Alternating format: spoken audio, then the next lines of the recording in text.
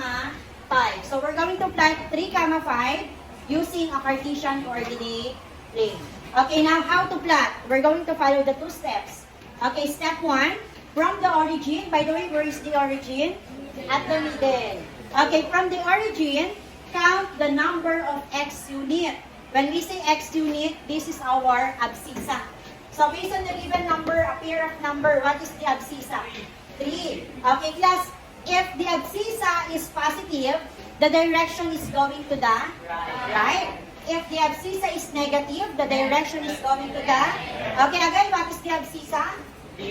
Positive 3. Therefore, our direction is going to the right. How many times? 3 times. Tatandaan, pag humakbang pa lang, dun pa lang magka-count as 1. So from here, count 3 times going to the right. Okay, count.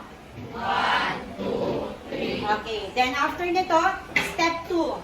From the point of the x-axis, so dito ka na mag-start kung saan yung location ni x unit. From the point of the x-axis, coordinate the number of y unit. What is the y unit or the ordinate? Okay, if the ordinate is 5, the direction is upward. Go upward. If the ordinate is negative, downward. Now, what is the ordinate? Positive. 5. Go upward or go downward? How many times? 5. Okay, count. 1, 2, 3, 4, 5. Okay, therefore, this is the location of 3, 5. And again, what is the sign of 3?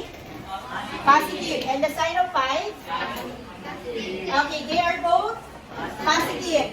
If the given numbers are both positive, the location of point is found at quadrant 1. Okay, nakay quadrant 1 ba? So therefore, our answer is correct. Do you understand? Okay, another example. The coordinates of point A is negative 2, positive 6. Again, step 1. From the origin, count the x unit. What is the x unit? 2. Negative 2. If the abscissa is positive, going to the... If the abscissa is negative, going to the... Again, what is the sign of the abscissa? Negative. Therefore, our direction is going to the... How many times? 2. Okay, from here, count 2 times. 1, 2. Okay, step 2. From the x unit, okay, step 2, we need to identify the ordinate. What is the ordinate? 6. Positive. Up, down. How many times? 6. So count. 1, 2, 3, 4, 5, 6. Okay, therefore, this is the location of point A. And point A is located at what quadrant? Quadrant 2, because the sign of the given number is negative, positive na nasa quadrant 2. Another example, positive 3, negative 3. Again, start from the origin. Okay, identify first the x unit. What is the given abscissa? Positive 3. Positive, right or left?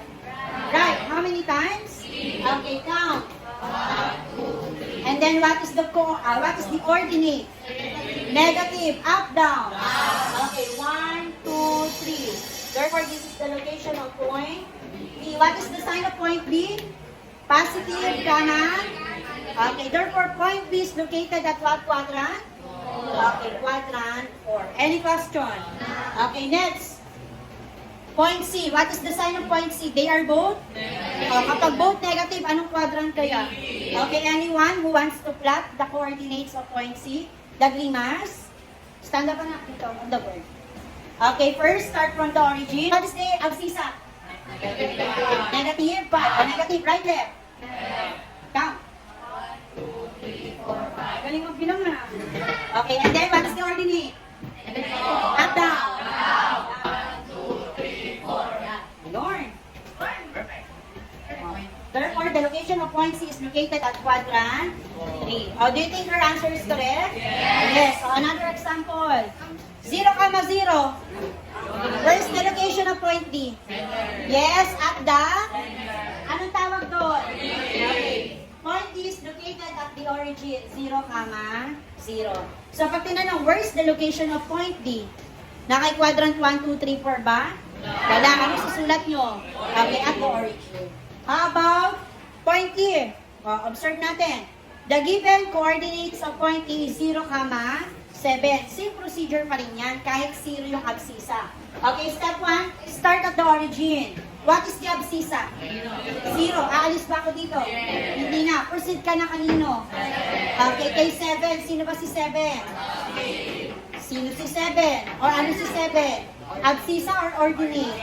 Ordinate. Kapag ang ordinate ay positive, up or down? How many times? Okay, down. 1, 2, 3, 4, 5, 6, 7. Okay, therefore, this is the location of point E. Do you understand? The question is, where is the location of point E? Nasaan si point E? Nakay 1 ba? Nakay quadrant 1 ba? Wala. Nakay quadrant 2 ba? Wala. Ito siya. O, nakanino? Anong line to? No, ito plus si origin. Anong line yan? May naririnig na ako. Very good. Nakay y-axis. Meaning, kapag ang x-coordinate natin ay 0, or ang point ay maglalay or tatama sa ating y-axis. Paano naman ma'am kung si y ay 0?